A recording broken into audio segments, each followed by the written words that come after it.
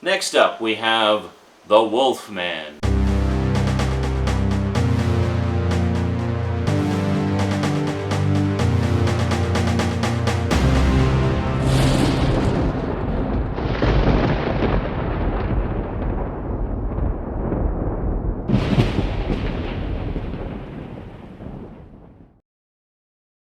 The Wolfman, which, as I mentioned before, is the only case where every single sequel features the same actor in the title role. First off, we'll talk about one of the bonus movies in this set, which is Werewolf of London.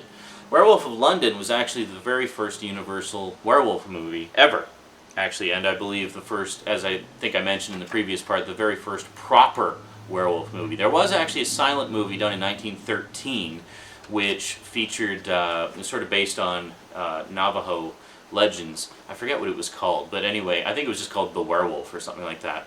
And while it is called The Werewolf, and is kind of based in proper legends and folklore, it isn't the same kind of werewolf character that we're familiar with. The thing about the moonlight and the wolfsbane and everything, that came out of the Universal movies. That was never really a story before then. There may have been elements of it that were in legends and folklore back in the day.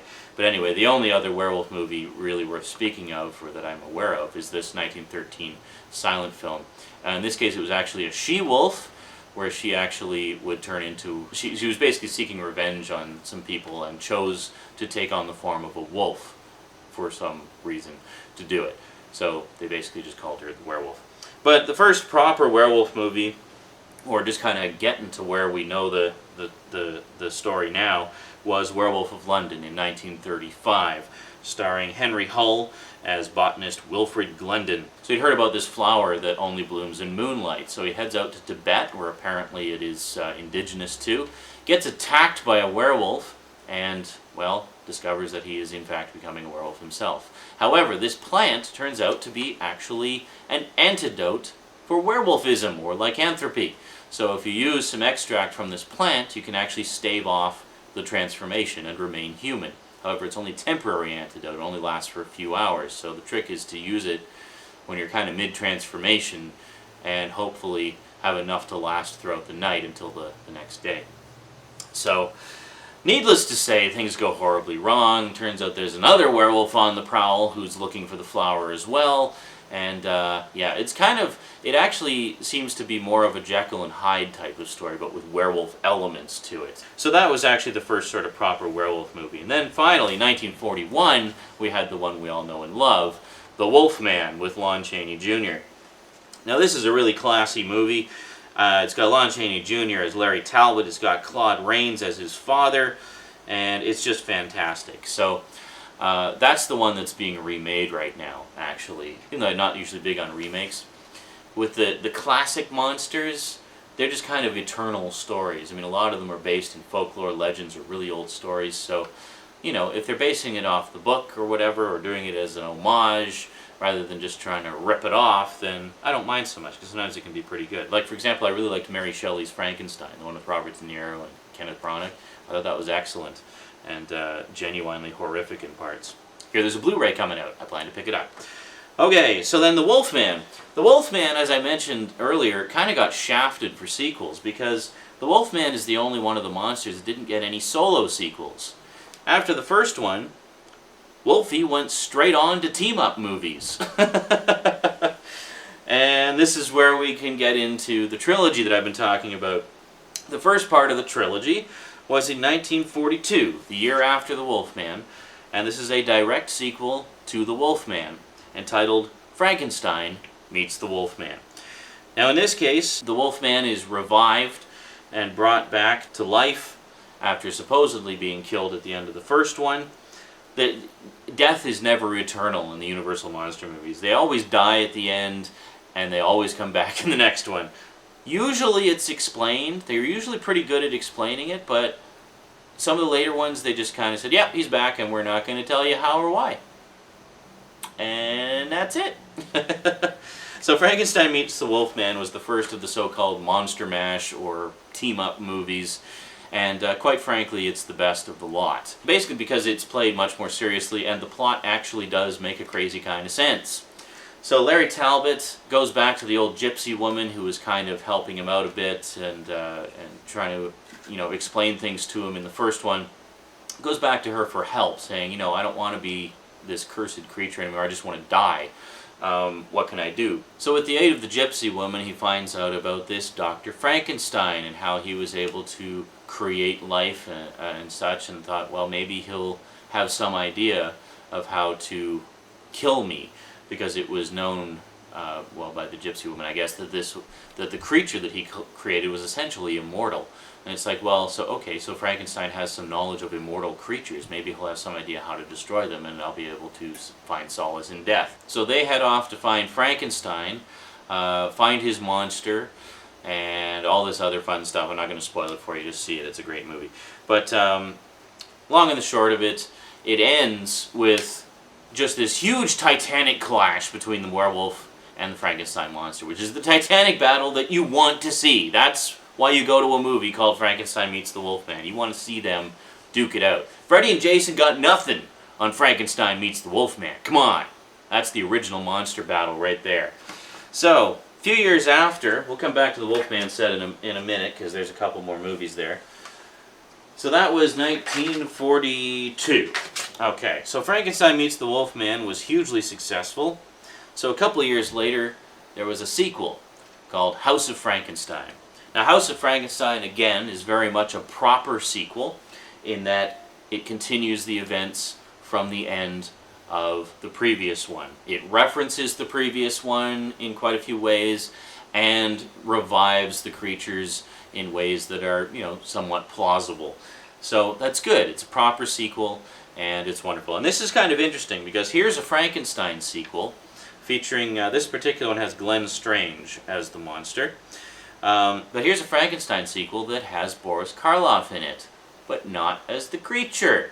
He actually plays a deranged scientist named Gustav Niemann. And his sort of science is very similar to what Basil Rathbone's science was in Son of Frankenstein, namely brain transplants. So his thinking is, coupled with a revenge plot, is he can transfer the brain of the Wolfman into somebody else and give him a healthy brain. Now, of course, the big plot hole of that is like, well, wouldn't then his mind be in that other person too? I mean, you can't just move the brain and have... Yeah, anyway. So yeah, House of Frankenstein has its problems, but there are enough good elements to it to make it worthwhile. And I mean, hey, if you made it this far, you might as well keep going. House of Frankenstein also features the long-awaited return of Dracula. This time, played by longtime schlock horror movie favorite John Carradine at the earlier part of his career. He's actually quite a good-looking young guy in this. And but he still has that wonderful voice. I am John Carradine. Yes, I can't really do it because my voice doesn't go that deep. But he has a very distinctive voice that I'm sure most of you would recognize if you heard it. So, Dracula's in that. Now here's one of the problems with House of Frankenstein. Dracula is totally wasted. He's in like the first 20 minutes and then he's dead. Well, why was he in the movie then? There was like no point to him being in the movie. He kills like one person, tries to sort of mesmerize this chick, and then, yeah, it just blows up in his face and he ends up dying. So finally, we have the final part of the Monster Team Up trilogy, which is House of Dracula. Now, House of Dracula pretty much doesn't explain anything. Supposedly, all the monsters are dead at the end of the previous one, and somehow, for no apparent reason, they're all back in this one. So, House of Dracula begins, and Dracula's back, apparently alive and well in the opening scene.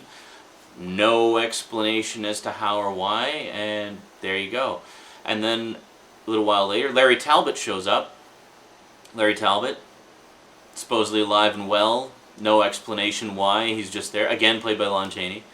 And, yeah. The only one that they explain at all is when they find the Frankenstein monster. They find the Frankenstein monster and they explain why he's there and how he's alive and stuff, and that sort of links up with the end of House of Frankenstein. So it's like, okay, well, if you explained that, why didn't you explain the other two? Yeah, so it's all fine and dandy for a while, And then it just kind of falls apart towards the end. It just gets the obligatory mad scientist in it is a really random character. He starts off very level-headed and such, and then something happens to him and he turns into kind of a Jekyll and Hyde type character, which is just ridiculous and really serves no purpose that I could see plot-wise. One thing, but again, there are some cool aspects to it. Like, for example, there is the obligatory hunchbacked assistant in this one, which there was also one in the last one. But this time, the hunchbacked assistant is actually a beautiful young girl. In fact, the first scene that you see her in is a beautiful scene. You see her sitting in the lab, fiddling with some stuff and talking to the doctor. And you think like, oh, okay, beautiful young girl, she's probably the love interest for this one. And then she gets up and just kind of turns, and you see the big hump on her back, and she goes over to the doctor, and you're like, oh my god, she's the hunchback. Cool. One of the things I found really interesting about this hunchback character is she's a very sympathetic character. Like, a lot of the hunchback characters in previous movies were kind of deranged or crazy or had their own agendas or were just stupid or whatever. But this one is just a very intelligent, bright young woman who happens to be hunchbacked. And she's a very sympathetic character. She really just wants what's best for everybody and tries to keep the whole situation under control. One of the big things about this movie is Larry Talbot may have actually found a cure for his werewolfism. Is he cured by the end of it? Is he? Well, you'll have to watch the movie and find out. A lot of people sort of look at the Monster Mash trilogy as a bit of a train wreck that just gets progressively worse as it goes on, and in some respects it is. But it's still a lot of fun. It's just cool to see these monsters together. But that said, how I mentioned Dracula was kind of wasted in House of Frankenstein, well, Frankenstein is kind of wasted in House of Dracula. Pardon me, the Frankenstein monster. The Frankenstein monster spends the majority of the movie laying unconscious on a slab waiting to be revived. He is literally revived in the last 2 minutes of the movie, literally takes about 2 lurching steps in the lab, and then trashes the entire lab, and in footage blatantly ripped off from Ghost of Frankenstein, dies horribly in a fire as the lab collapses around him. The end. And that's basically where the Universal legacy ends. Like the monster legacy, that's where it ends. That's it. It's done. Well, the main, I sort of consider the main Universal monster legacy the Dracula, Frankenstein, and Wolfman movies because they were the central focus of them. We do, of course, also have The Mummy, The Invisible Man, and Creature from the Black Lagoon, but they all stayed separate. They all stayed on their own track with their own individual sequels, and they never crossed over. So there's one other movie in the Wolfman set that I should mention called She-Wolf of London from 1946. She-Wolf of London is pretty interesting. It actually comes across more as a gothic murder mystery where the main character may or may not be a werewolf.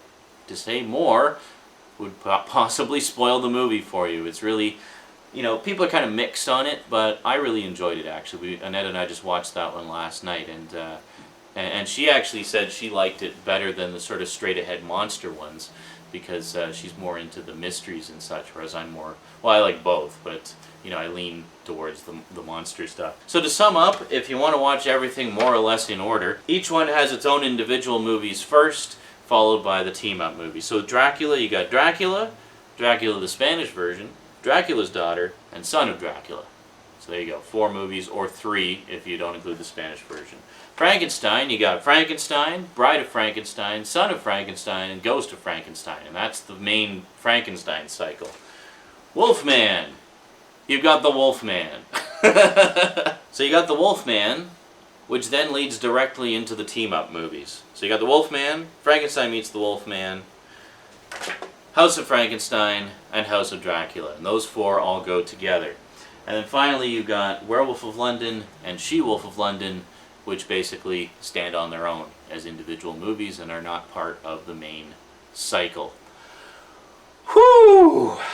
Okay, well, I think that about covers it. The Universal Monsters Legacy. Check it out if you haven't already. It's a lot of fun. You will be witnessing the birth of the horror genre.